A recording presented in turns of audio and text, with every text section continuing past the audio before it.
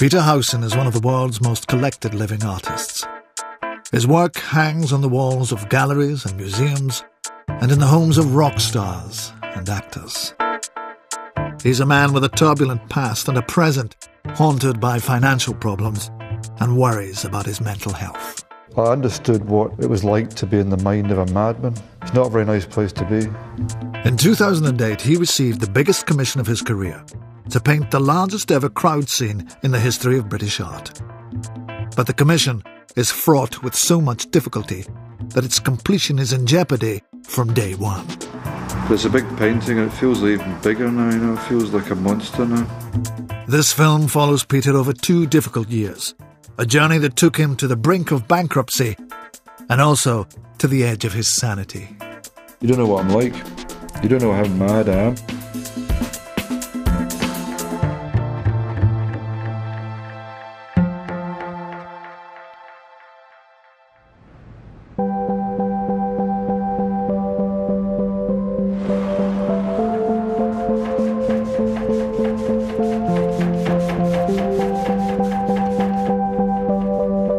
The way I start painting is in this way, to get the whole thing covered, the whole canvas covered, with a kind of like a stain, I suppose, of some kind of colour. This is my favourite colour because it's got a kind of warmth that comes through this kind of reddy brown oxide. Then I use a rag to really paint light, and it's really, just to get the drawing right, I suppose, and get the kind of feeling right.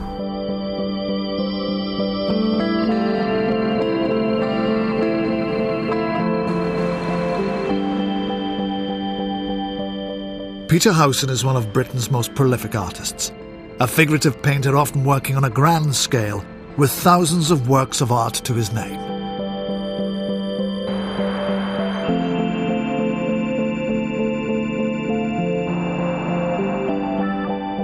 Peter still stands outside the kind of, what would one say, the polite conventions of contemporary art.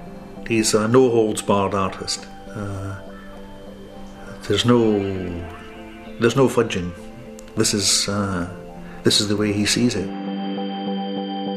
It's always amusing to me, all the celebrities that are named as having bought Peter's works, and I can't verify all of them. I know in the early years it was Sylvester Stallone, and I remember meeting Stallone at a Los Angeles art fair, and he walked by our booth and he stopped with his 2 henchmen and looked at this wonderful, amazing boxer painting of Peter's and admired it. And I probably told Peter that, and he probably mentioned it to a journalist, and the journalist probably mentioned that Sylvester Stallone collected Peter's works. And once it's in one newspaper, it stays in those newspapers forever.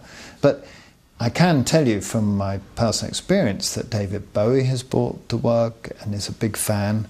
Madonna is a very major fan, and he's a very well-collected artist.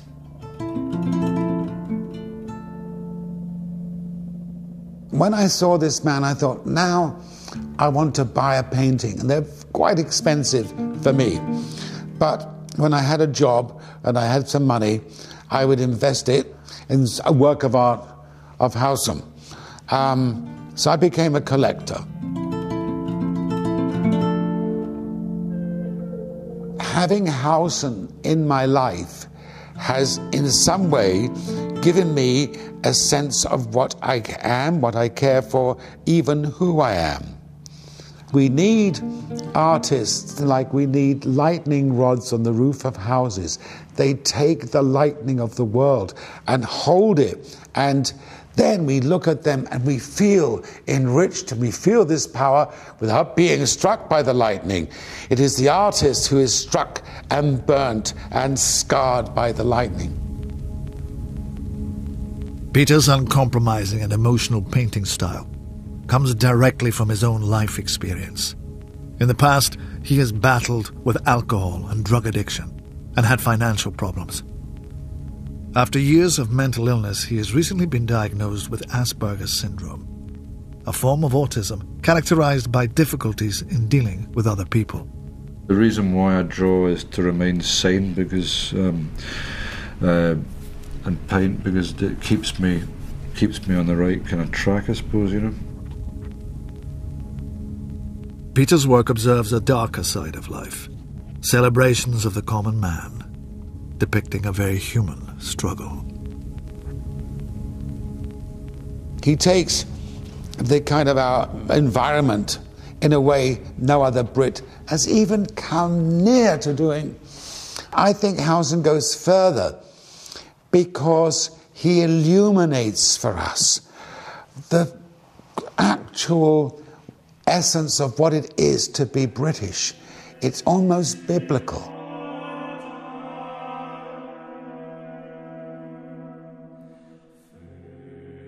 I started painting and drawing when I was about 4 years old. I'd done a crucifixion when I was 6, so I suppose even then, even at that early age, the crucifixion meant something to me. Peter's paintings often had Christian overtones, but these became much more overt when he had a spiritual revelation after nearly dying in rehab for treatment of drink and drug addiction in the year 2000. I was in a terrible state.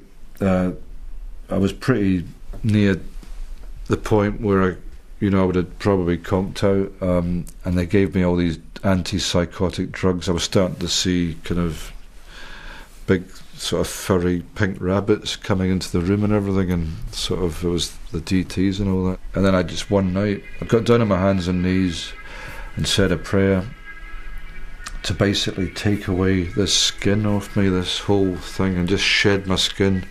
And basically I had this vision basically of this incredible feeling came into the room, and it was nothing like an angel appeared, but it was certainly a presence.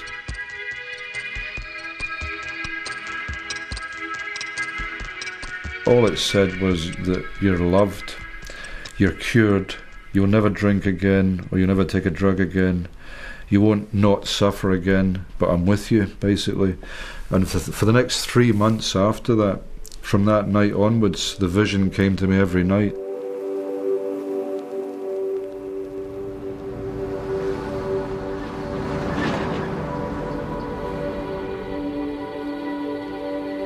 In October 2008, the Catholic Church made the contentious decision to pick Peter, a Protestant and a Reformed addict, to paint a massive 8-metre-high canvas depicting the martyrdom of St. John Ogilvie as part of the renovation of St. Andrew's Cathedral in Glasgow.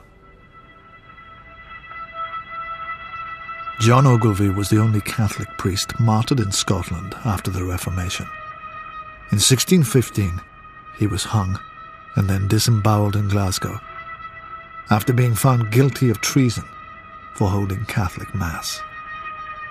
When I came down to Glasgow about 7 years ago as the Archbishop and saw that the cathedral needed some renovation and improvement and so on, it's nearly 200 years old and is in need of it, I looked around and was surprised not to find something in the cathedral to mark the life of St. John Ogilvie. And he was martyred here in Glasgow, not very far from this cathedral. And then, of course, I began to be interested in the work of Peter Howson.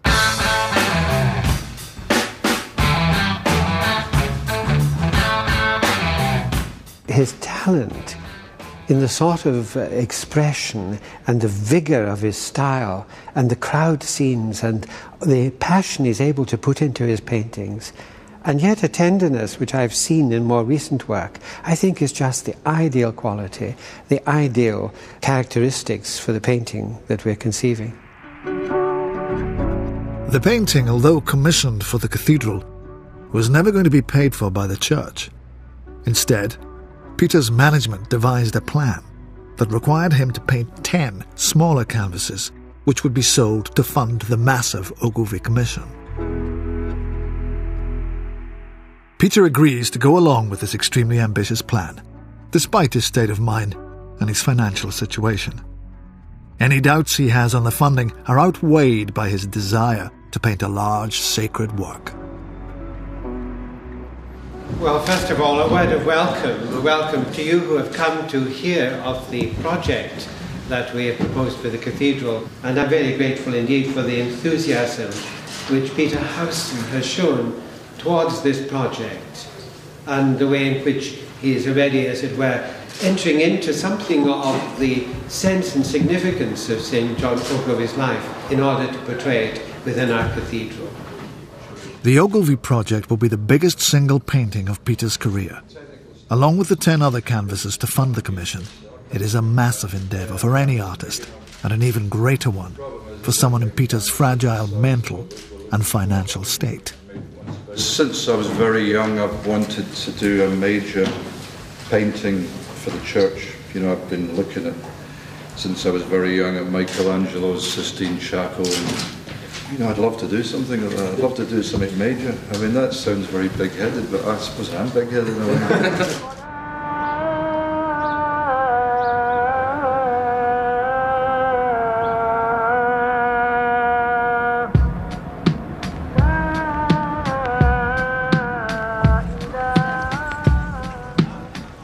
To seek inspiration before starting the Ogilvy Commission, Peter makes a rare journey away from his routine in Glasgow to accompany the Archbishop on a pilgrimage to the Holy Land.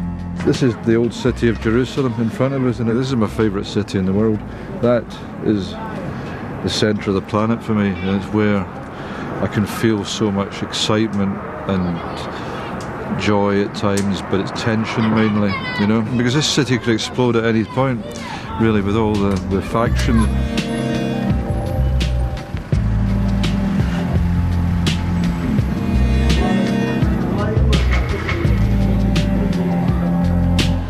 Our Father who art in heaven, hallowed be thy name, thy kingdom come, thy will be done on earth as it is in heaven. This is the start of the Stations of the Cross. It's difficult to get an idea of that here, but and there's a cross waiting for us over there as well.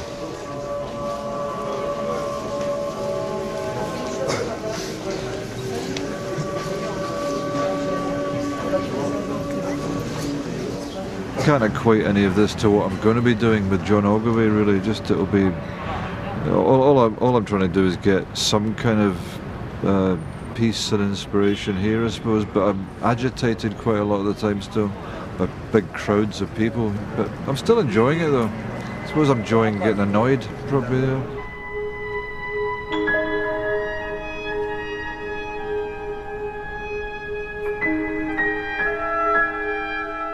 See, the problem with Christian art, I mean, and you know, when you buy your souvenirs around Bethlehem or Jerusalem, Jesus is always seen as being slightly weak and pretty, and it's kitschy, the art, really, you know, and the real Jesus wasn't like that at all. The real Jesus was a wild man.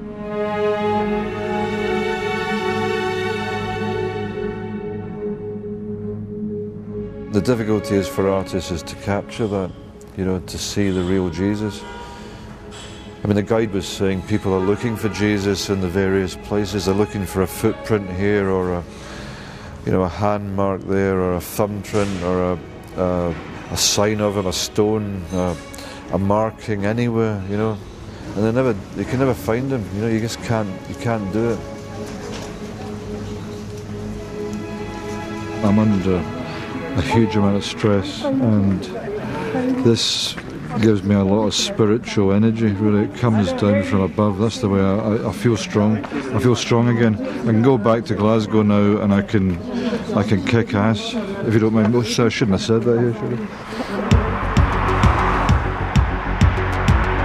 I? Peter returns to Glasgow, but doesn't begin work on the Ogilvy Commission. Even 3 months after the project was announced, he's nowhere near starting the main canvas, never mind the 10 smaller ones to be sold to fund the project. Instead, he's keeping himself busy completing other work in his studio.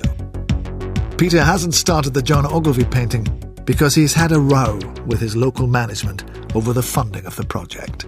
Basically, I'm getting rid of the people that take care of me who thought they were doing this, involved in this commission. They are no longer doing this commission. They are out as far as I'm concerned, and I'm dealing with the Catholic Church, me and them, which is the way I always